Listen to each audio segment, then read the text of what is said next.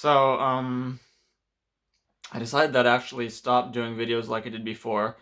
I did this Jordan Peterson video that I spent at least 3 weeks of just really hard work, just to make it. Although of course it was also just because I was starting out, so I needed to figure out a few tricks. I needed to figure out exactly how I needed to do things.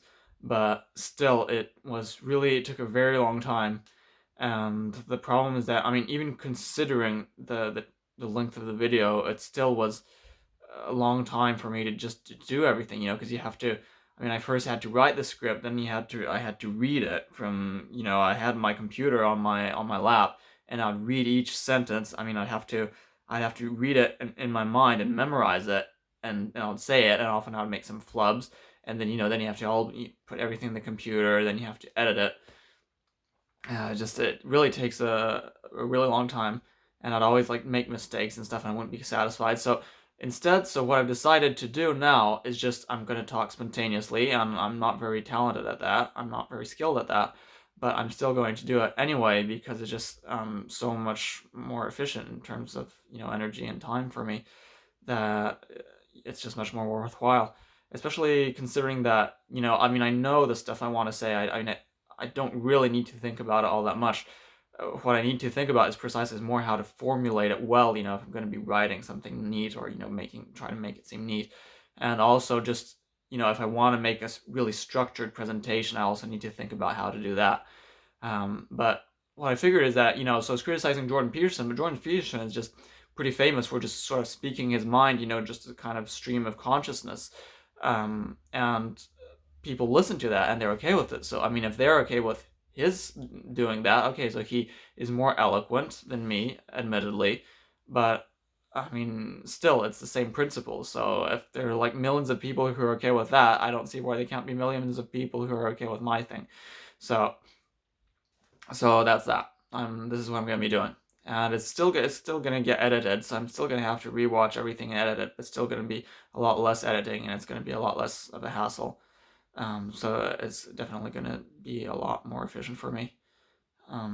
Because otherwise I was just thinking maybe I could just, because I make this script, right? So I could just post on a blog. But I thought doing videos is good because YouTube is a platform that, that has quite a lot of traffic, and that, enables people to see you pretty easily.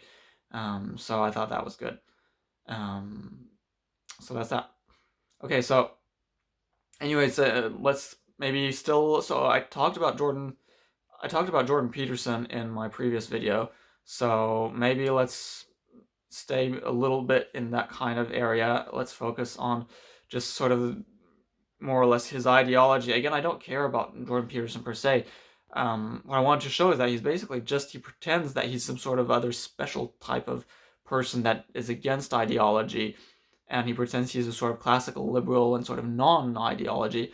And actually, he just believes in typical far right North American Western ideology. That's basically it. There's nothing more than that. There's really nothing unique about him, and it's really just really shitty. That's about it. So that being said, I mean, he's interchangeable with all these other shitty people, and so in a way, he's just an example of how a person can really believe in really bad things. And so I just want to make uh, let's. There's one point maybe that I thought would be useful to make here, is that how he's all about how this idea that cultural Marxism is going to be destroying Western civilization or something along those lines. You know what I mean, right? Like that, right? So that is nonsense. What I want you to understand is that right wing ideology is what is opposed to Western civilization, or rather, it's right wing ideology that is opposed to what sets Western civilization apart from all other civilizations. It's the right wing ideology is opposed to everything that makes Western society and civilization better than other society, than other cultures. And so it's just utterly wrong. It's like just the opposite of the truth. Leftist ideology is a kind of a perversion of what the good aspects of Western ideology, you could say.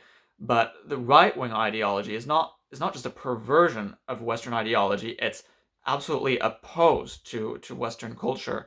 And but what I mean by that is that it's not so much opposed to the original Western culture, rather it's opposed to what makes Western culture better. That is, right-wing ideology is very much part of Western culture, but it's the antiquated medieval culture. Right-wing ideology is about perpetuating medieval beliefs and mindsets, whereas leftism is a sort of misguided, and liberalism, of course, liberalism and leftism are misguided attempts at making something out of the good Western ideology, which for me is essentially stems from the 18th century Enlightenment movement. And so why do I say this? It's because the Enlightenment movement is something that made Western culture no longer really a culture like any other. Western culture, why is Western culture better than other cultures? It's because it's not really a culture. And what I mean by that is, of course, it's still a culture, but the best aspects of it are, in a way, they're non-cultural. They're not really cultural, and that's because these are aspects that are based on rationality as opposed to tradition. Culture is really about just perpetuating tradition, about the customs, and so Enlightenment beliefs. So this includes things like just basic things like free markets, like democracy, like individual freedom, um, and just like the fact that women are now allowed to be at the same level as men, on the same standing as men. This is all the results of mostly Enlightenment philosophy from the 18th century, from the 1700s. That is what makes Western civilization so much better. And right-wingers, even though they support those things, they support them only out of conformism. They support them because those things are already in place. They don't support them at all out of rationality. You understand? So they're even the good things that they support, it's coming from the wrong place. They support them just because that's the way things already are. But the idea of behind these ideals of the Enlightenment is that they're not just ideals among others. It's not like a fad where suddenly where everybody's going to be wearing orange or something, okay? It's the the collection of all the best ideas and policies. That is what the Enlightenment ideas are about. It's really how to do things better than anything else. And obviously that means that you just have to accept whatever the results of your rational analysis and your rational mental process is going to be. And you have to completely discard anything that has to do with tradition. I mean, even if you do something that has been traditionally done, it's not because of tradition, it's because it's the rational thing to do.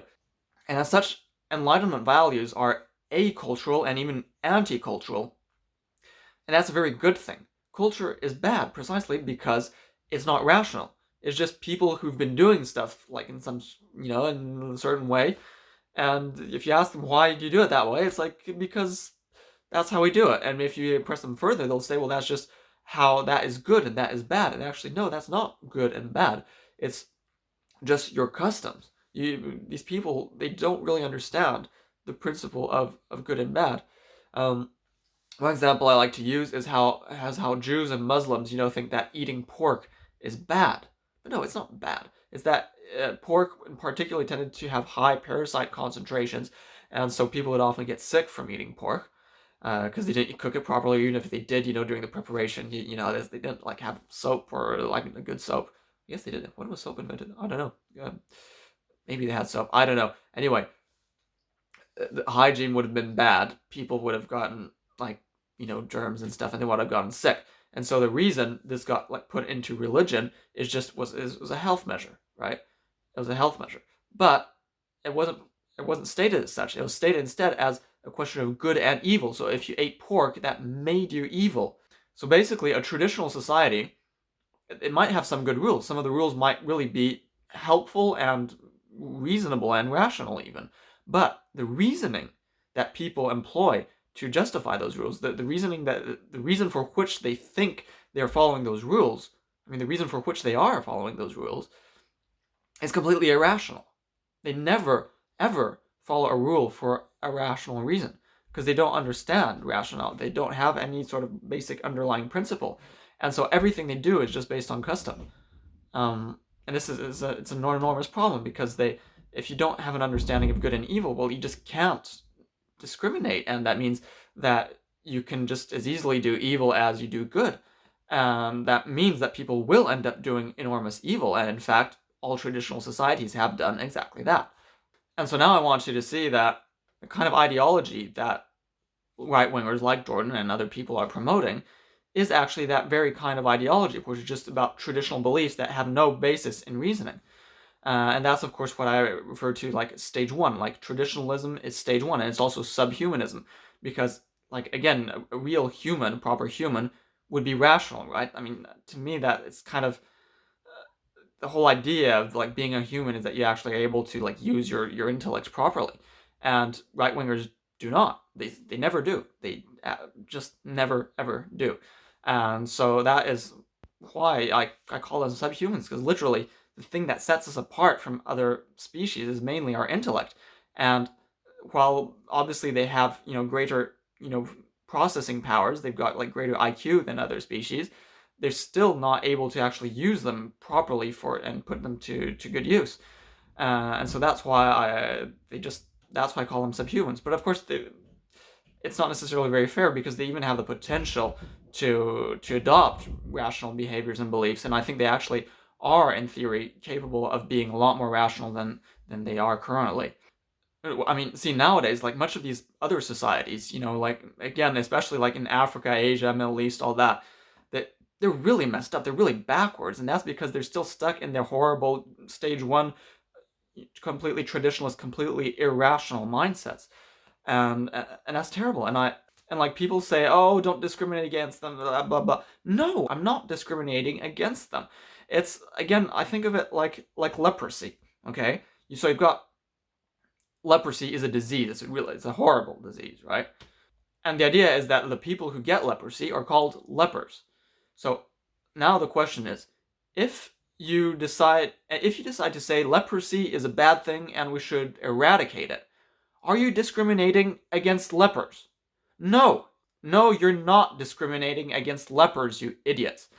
The lepers don't want to be lepers. The lepers want to be cured of their leprosy, right?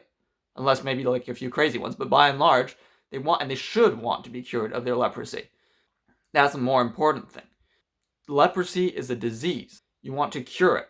It would be nuts to want to have lepers be accepted by society and to just like let them express their leprosy freely, and stop saying that leprosy is bad. Won't you think of the poor lepers? No, this is just completely nuts, and I just don't understand why anybody would do that. And see, lots of right-wingers actually get that the left-wingers are doing that completely wrong, and that's not, in fact, that's not at all like a leftist policy. Leftism is precisely about being, it's meant to be about being rational, about everybody just doing the same thing everywhere, and it's very much, it's anti-religion and it's anti-tradition. Leftists nowadays have gone completely nuts, and they're basically promoting the opposite of what leftism is supposed to be. So like when right-wingers criticize leftism, they're absolutely right about that.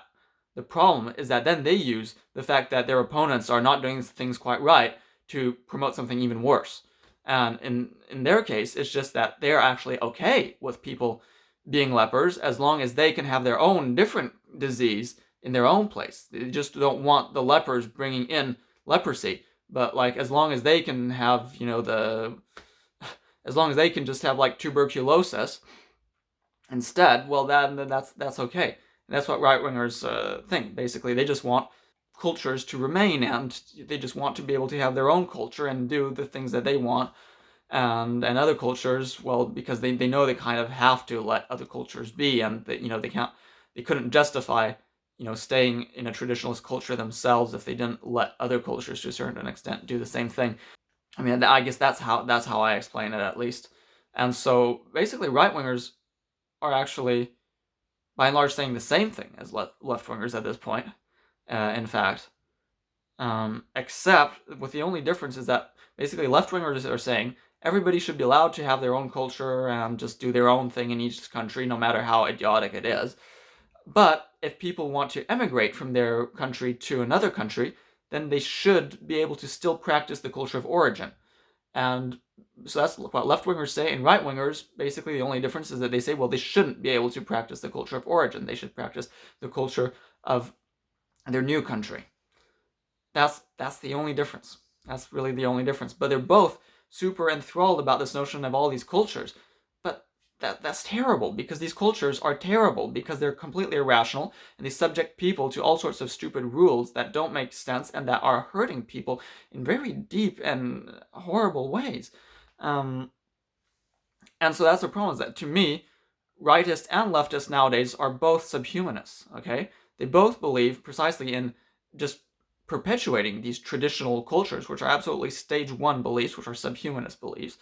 And they also both support forcing people to work, which is also a stage one belief.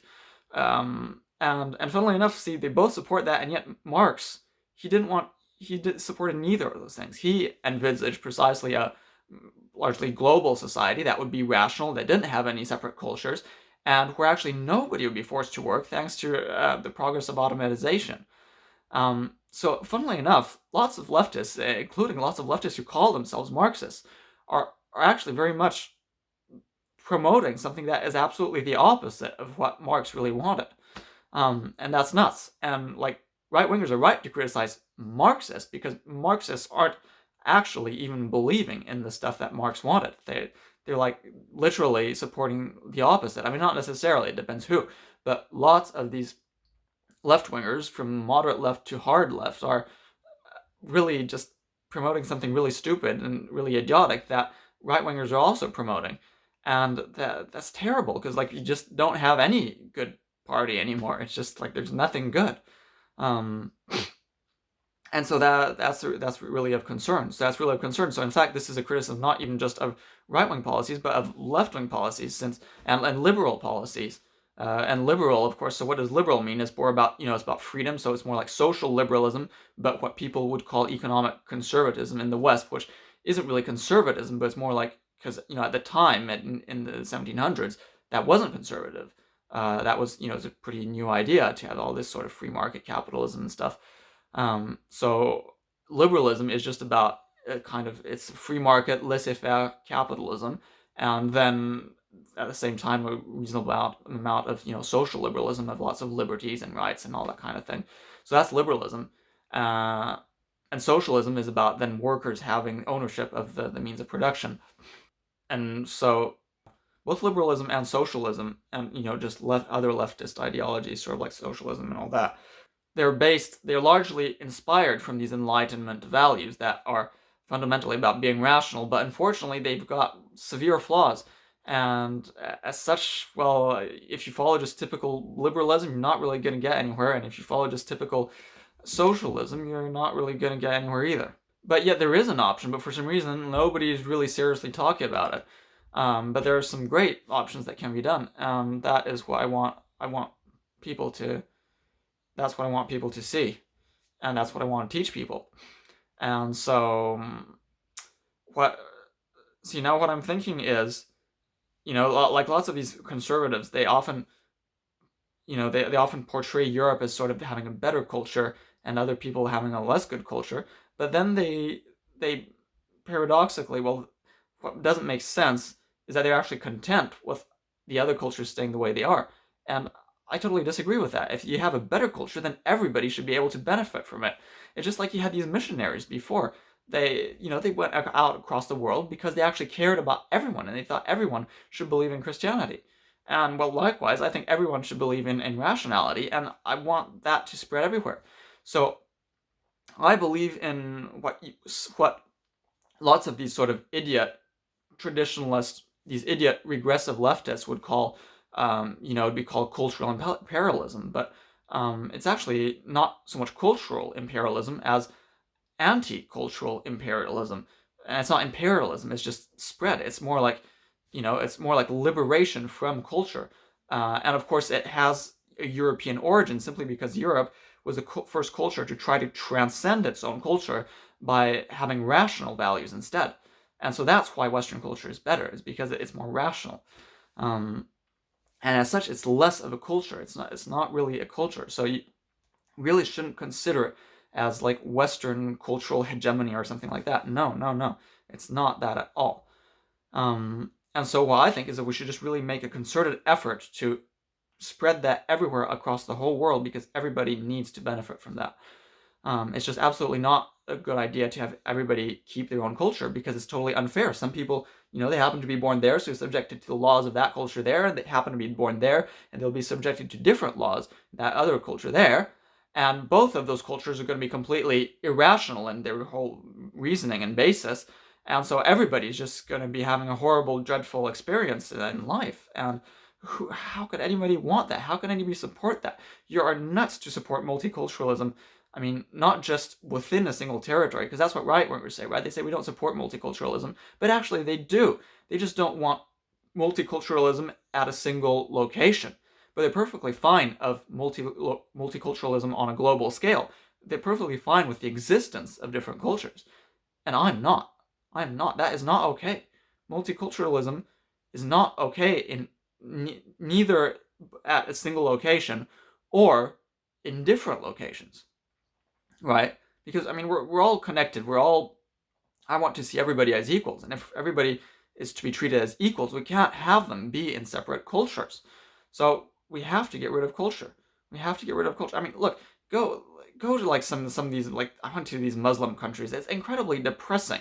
They're just, you can see all these sort of women and their sort of things, and they're all sort of huddled, and they don't, they can't speak for themselves.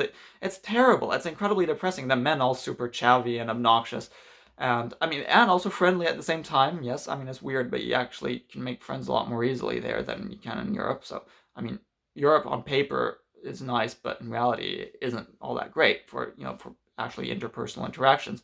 But nonetheless, these Muslim countries' culture is completely fucked up. It's terrible, okay? It's terrible.